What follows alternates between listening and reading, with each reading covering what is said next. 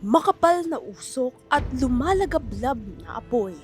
Yan ang nasaksihan ng mga residente ng Barangay Bulacnin sa Lipa, Batangas matapos sumiklab ang grass fire noong April 23, 2024. Ayon sa Lipa City Fire Station, nagsimula raw ang apoy bandang alas 5 ng hapon matapos magsiga ang caretaker ng nasabing lupa. Dahil na rin sa init ng panahon, mabilis na lumaki ang apoy hanggang sa kinailangan ng tumawag ng bumbero. Agad naman silang rumisponde sa nasabing insidente.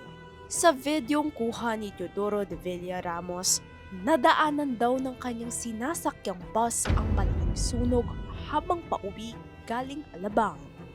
Sa video namang ibinahagi ni Patrick Enriquez, makikitang agad kumalat ang apoy sa madamong lupain na matatagpuan sa gilid ng Star Tollway malapit sa Balete exit.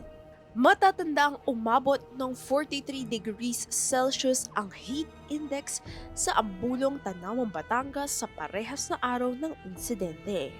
Human-related events ang kadalasang sanhi ng grass fires tulad na lang ng pagsusunog ng basura at campfires. Kaya mahigpit na paalala ng otoridad na maging alerto sa mga posibleng pagsimula ng sunog lalo na ngayong tag-init.